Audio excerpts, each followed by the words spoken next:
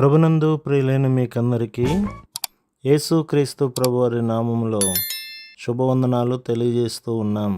దైవజనులు బ్రదర్ భక్త సింగ్ గారి పరిచర్యలో నుండి అలిసిన వాణిని ఓరడించు మాటలు. జూలై 18. మీరును మీ పారంపర్యాచారము నిమిత్తమై దేవుని ఆజ్ఞను ఎందుకు అతిక్రమించుచున్నారు? మత్తయి సువార్త 15:3.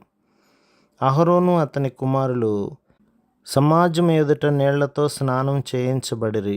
లేవికాండం 8:6. బైబిల్లో నీరు దేవుని వాక్యమునకు సాదృశ్యముగానున్నది. ఎఫెసీ పత్రిక 5:26. అందరి ఎదుట నీళ్లతో కడగబడుట అనున్నది జనాంగమంతటి కొరకైన దేవుని సేవ నిమిత్తము వారు ప్రత్యేకింపబడిన విషయమును చూపించుచున్నది. వారు ప్రతి విషయంలోనూ దేవుని వాక్యమును అనుసరించవలెను. అహరోను మానవ కల్పితములైన చట్టములను ఆచారములను అనుసరించరాదు గాని దేవుని వాక్యమునే అనుసరించవలనని చెప్పెను. చాలామంది దేవుని వాక్యమును అనుసరించుటకు బదులు మానవ కల్పితములైన పద్ధతులు, ఆచారములు, కట్టడలను అనుసరించుదురు. అందుచేతనే వారు ఆత్మీయముగా ఎదగలేరు.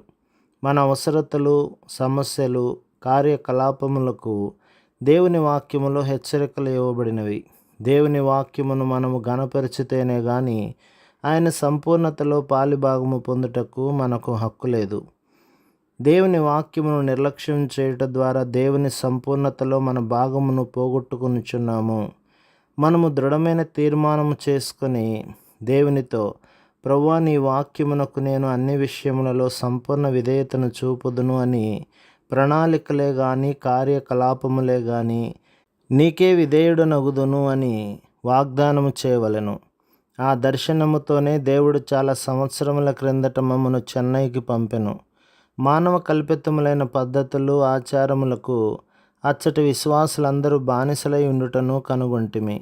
ఎవరైతే మానవ కల్పితములైన ఆచారముల నుండి విడుదల నొందిరో వారు దేవునితో సరైన సంబంధం కలిగి ఉండిరి. ఆచారములకు బానిసలైన వారు ఆత్మీయ గుడ్డితనములో నుండిరి.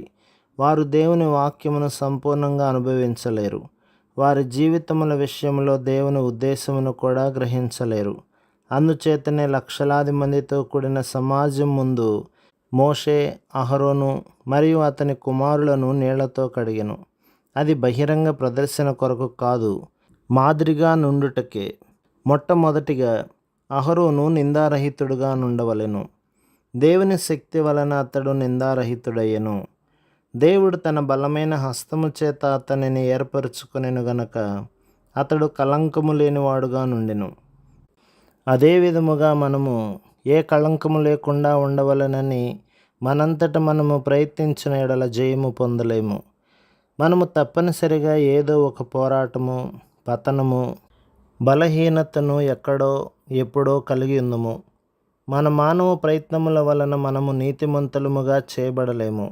యేసుక్రీస్తు ప్రభువే మన నీతి, మన సామర్థ్యము.